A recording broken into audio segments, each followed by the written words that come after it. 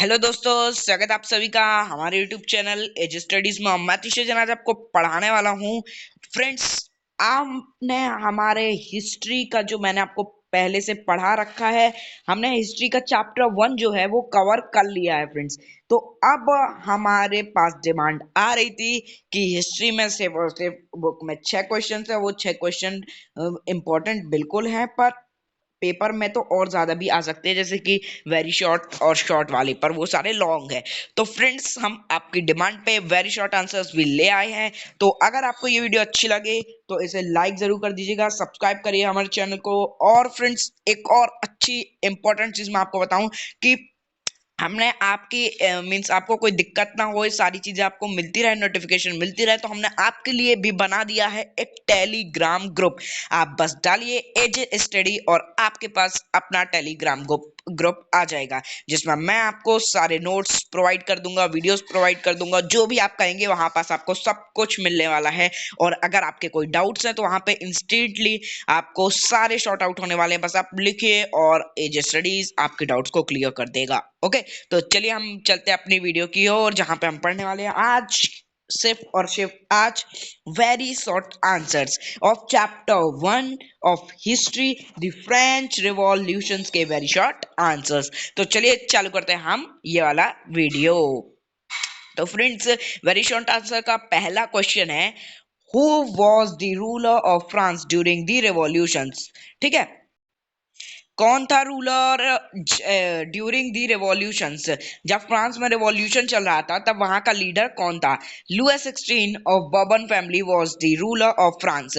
Louis sixteen था leader जो कि बर्बन फैमिली से बिलोंग करता है। उस टाइम पे फ्रांस का रूलर वही था। ठीक है, आगे हम चलते हैं दूसरे क्वेश्चन की ओर। Name the states into which the French society was divided before the revolutions। तो आपको तो पता ही भाई, आपने तो बहुत अच्छे से हमारी वीडियोस पढ़ी हैं। तो मैंने आपको बताया था कि वहां पे 3 स्टेट होती हैं। एक होती है the first state, second state और थर्ड स्टेट। फर्स्ट स्टेट में आते हैं क्लर्जी, सेकंड स्टेट में आते हैं नोबेलिटी और थर्ड स्टेट में कॉमन पीपल, जैसे कि बिजनेसमैन और बिग बिजनेसमैन और पीजेंट और मीन्स लेबर्स जो वेजेस पे डिपेंड करते हैं, गरीब लोग और थोड़े से बिग बिजनेसमैन भी आते हैं।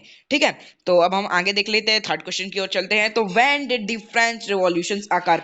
ये तो बिल्कुल बहुत ज्यादा इंपॉर्टेंट है कि कब फ्रेंच रिवॉल्यूशन हुआ था। तो मैंने आपको इंट्रोडक्शन में ही बता दिया था 14 जुलाई 1789 में, और इसकी ट्रिक भी आपको बताई थी कि 14 जुलाई आप याद रख लीजिए और 7 8 9 लिखिएगा और उसके आगे 1 लगा दीजिएगा, तो 14 जुलाई 1789 बन जाएगा।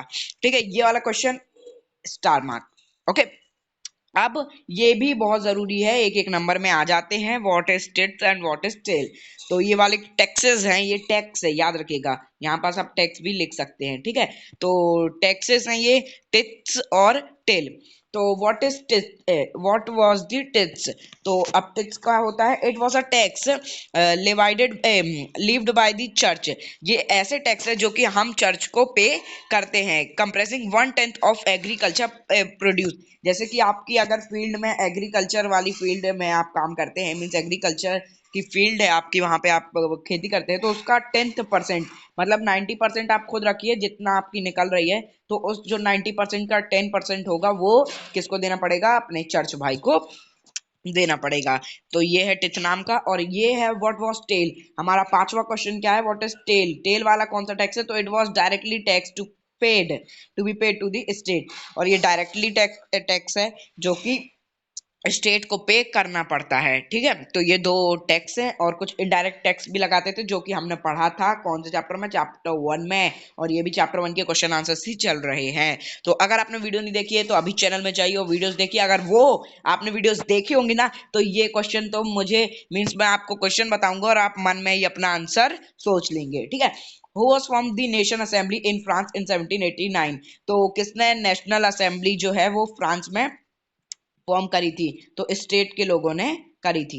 ठीक है, और to whom was the taxes called tithes pay by. और कौन से ऐसे टैक्सेस हैं जो कि टिट्स मींस जो टैक्स है वो किसको पे करते हैं, अभी अभी हमने देखा है किसको पे करते हैं 18th सेंचुरी फ्रांस में, तो ये हम पे करते हैं चर्च को, अभी अभी हमने देखा है। तो मैं आपका टेस्ट ले रहा हूँ भाई, सारे क्वेश्चन है, मतलब अगर आप इसको ना लिखना चाहें वो तो मैंने आपका सिर्फ रिकॉल करने के लिए आपको बता दिया था, तो ये ना लिखना चाहें तो you can skip it, okay. बाकी है जरूरी, ऐसा कुछ नहीं है। Which class of society in France was behind the France revolution, तो ऐसी कौन सी क्लास है जो मीन्स पीछे छूट गई थी फ्रांस रिवॉल्यूशन में, तो ये है मिडिल क्लास, ठीक है, मिडिल क्लास, याद रखिएगा आंसर।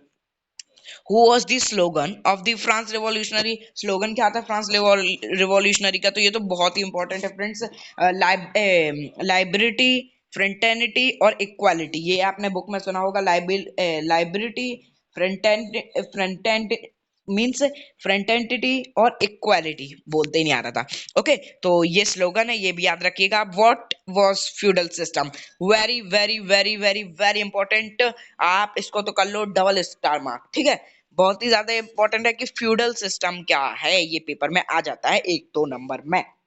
तो it was a system under which land was granted to landlords in return for military labor services, तो ये ऐसा सिस्टम है जिसमें जो लैंड जिसकी होती है वो लैंडलॉर्ड को दे दी जाती है in return for a military labour services, तो इसमें फ्यूडल सिस्टम में किसी की भी जमीन मीन्स खुद की नहीं होती है, ये सारी सरकार की होती है, लैंडलॉर्ड्स की होती है, इसे हम फ्यूडल सिस्टम कहते हैं, ठीक है, याद रख लीजिएगा, ये वाला आप क्वेश्चन याद कर लीजिए।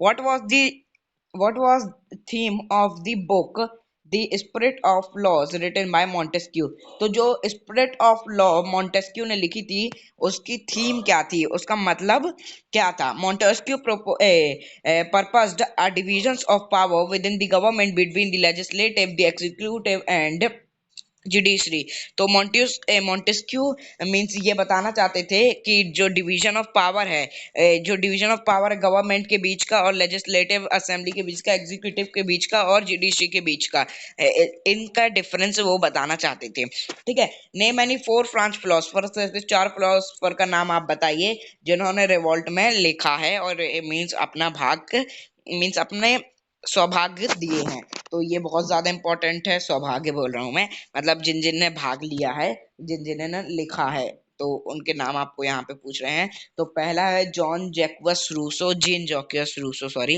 जेन जैक्वस रूसो, तो पहला नाम ये है। फिर उसके बाद मॉन्टेस्क्यू, उसके बाद वोल्टायर, और उसके बाद मैक्सिमिलियन रॉबर्सफेयर, तो इन तीनों को तो आपको पता है, मैंने अपने वीडियोस में बताया था इन तीनों के बारे में। ये वोल्टेयर उसके में ज्यादा शो नहीं किया है अपने मतलब बुक में शो नहीं किया है, कोई बात नहीं, ये भी आप याद रख सकते हैं। वैसे तो 3 ही आएंगे, जीन जैक्वस रूसो, मॉन्टेस्क्यू और मैक्सिमिलियन रॉबर्सफेयर, ये 3 याद रख सकते हैं आप, ठीक है। When did France abolish the monarchy and become republic? कब, ये बहुत इंपॉर्टेंट है, ये भी स्टार मार्क कर लो भाई, कि कब फ्रांस जो है वो एबॉलिश हो गई थी और मोनार्की का जो रूल था वो हट गया था और रिपब्लिक बन गया था, तो 21 सितंबर 1792, तो ये बिल्कुल आप डेट याद रख लीजिएगा कि 21 सितंबर, सितंबर कौन सा, 21 सितंबर 1792, 1792, ठीक है, ये भी आप याद रख लीजिएगा। Who was the leader of the Jacobin club, ये भी बिल्कुल इंपॉर्टेंट है, स्टार मार्क, कि जैकोबियन क्लब का लीडर कौन था, ये तो बिल्कुल आ ही जाता है कि मैक्सिमिलियन रॉबर्सफेयर, ये थे हमारे जैकोबियन क्लब के लीडर। जैकोबियन क्लब एक फेमस क्लब है जिसके बारे में आपको वीडियो में बताया है, मैं अभी बोल रहा हूँ, वीडियो नहीं देखी है चैनल में जाओ जल्दी से देख लो, टेलीग्राम ग्रुप को ज्वाइन करो, वहां पे भी आपको ये सारी वीडियोस भी मिल जाएंगी, और नहीं मिले तो भाई मैसेज करना, सब भेज देंगे, ठीक है। Which provide of a famous history is known as reason of terror, तो ये जो रेन ऑफ टेरर था, रीजन बोल रहा हूँ मैं, रेन ऑफ टेरर की हिस्ट्री क्या है, मतलब कौन सा पीरियड में वो रेन ऑफ टेरर हुआ था, तो the period from 1793 to 1794 is referred to as the reign of terror. ये वाला क्वेश्चन तो मैं आपको बताऊं, क्या बताऊं कि यार इसको तो ऐसे, ऐसे और ऐसे स्टार मार्क कर लो, बहुत ज्यादा जरूरी है कि रेन ऑफ टेरर कौन से पीरियड में हुआ था, तो 1793 टू 1794, पूरे पूरे 1 साल, ठीक है, उस साल को रेन ऑफ टेरर कहते थे। Name the most popular policies club started by the French women. अब भाई मैं पेज नहीं पलटा रहा हूँ, पेज नहीं पलटा रहा हूँ, आप पहले खुद ही बताओ कि कौन सा ऐसा मोस्ट पॉपुलर पॉलिटिकल क्लब था जो कि हमारी नारी शक्ति वुमेन ने चालू किया था। बताओ बताओ बताओ, सोचो सोचो सोचो। चलो कोई बात नहीं, दिखा देता हूँ। सोसाइटी, हाँ, society of revolutionary Republican women. तो ये बिल्कुल स्टार स्टार और स्टार मार्क कर लो कि ये वाला भी बहुत इंपॉर्टेंट है कि society of revolutionary Republic women. ठीक है, बहुत ही खराब नाम रखा, जैसे जैकोबियन क्लब, कितना अच्छा नाम है। ठीक है, नीचे ही आ गया है। ठीक है, तो पर ये देखो कितना एकदम सेंटेंस जैसा, पर याद करना पड़ेगा। Society of revolutionary Republic women, society of revolutionary Republic women. ठीक है, अब who abolished slavery in France, slavery किसने खत्म करी थी, सबसे बड़ा टॉपिक। स्लेवरी क्या होता है, मैं आपको एक बार बता देता हूँ। स्लेवरी जो दूसरे देशों से लोगों को उठा लाते थे और अपने देशों में काम कराते थे। ठीक है, उसे हम स्लेवरी कहते हैं। अच्छे से जानना है, वीडियो में जाओ, चैनल में जाओ। ठीक है, तो किसने बंद करी थी, जैकोबियन क्लब ने आवाज उठाई थी स्लेवरी को बंद करने के लिए, और उन्होंने कराई भी थी। ठीक है, तो अब हम देख लेते हैं। The nation assembly completed the draft of the constitution in 1793, mention any two feature of the constitution. इसको भी कर लो star mark, star mark, star mark, बहुत ज्यादा जरूरी है। ठीक है, कि ऐसे कौन से ड्राफ्ट हैं जो कि 1791 में दिए गए थे असेंबली, नेशनल असेंबली के द्वारा, और कोई दो अच्छे वाले फीचर बताओ। ठीक है, it vested the power to make law in the hands of national assembly। ये बताया था कि जो पावर है वो नेशनल असेंबली के पास होनी चाहिए। ठीक है, तो ये पहला एक पॉइंट हो गया। और it limit the power of the monarchy, monarchy की पावर में जो है वो लिमिट लगानी चाहिए। मोनार्की जो राजा चाहे वो कुछ भी नहीं कर सकता है, मतलब अपने मन से ही कुछ भी नहीं कर सकता है, उसको परमिशन चाहिए। ठीक है, decentralised and assigned to different institutions. और इसने बोला है कि राजा की पावर में, जो मोनार्की की पावर में है, वो उसमें लिमिट लगानी चाहिए। और बस इतना बताया कि मोनार्की की पावर में लिमिट लगनी चाहिए।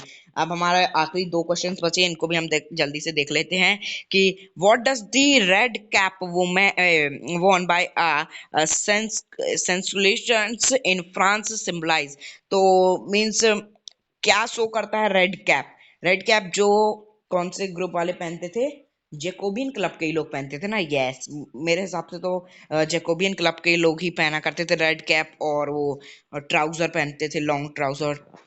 तो रेड कैप क्या शो करता है, कौन सा सिंबल शो करता है, तो ये करता है लिबर्टी का।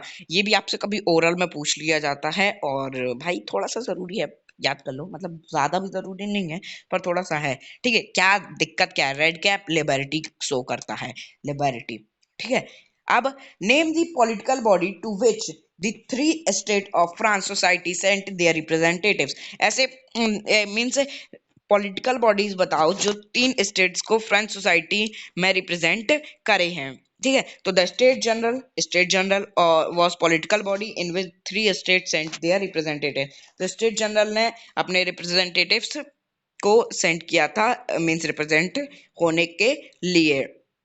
तो फ्रेंड्स, अब हमारी ये वाली वीडियो भी कंप्लीट हो गई है। अगर आपको ये वाली वीडियो अच्छी लगी हो तो इसे लाइक ज़रूर कर दीजिएगा, और अभी तक अगर आपने हमारे चैनल को सब्सक्राइब नहीं किया है, मतलब एजे स्टडीज़ को सब्सक्राइब नहीं किया है, तो ज़रूर कर दीजिए। और अगर आपको ये क्वेश्चन आंसर्स पेपर में हेल्प करें तो वापस से आइएगा, हमारे चैनल को सब्सक्राइब करिएगा, इस वीडियो को लाइक कर दीजिएगा, और मिलते किसी और वीडियो में, वो भी वेरी शॉर्ट बस नहीं, हम आपको शॉर्ट आंसर्स भी कराएंगे। तो मिलते हैं हम शॉर्ट आंसर वाली वीडियो में, या फिर किसी और वीडियो में, उसके बाद भी हम मिलेंगे कौन से वाले में, लॉन्ग आंसर वाले में। तो चलिए मिलते हैं हम किसी और वीडियो में, तब तक के लिए गुड बाय।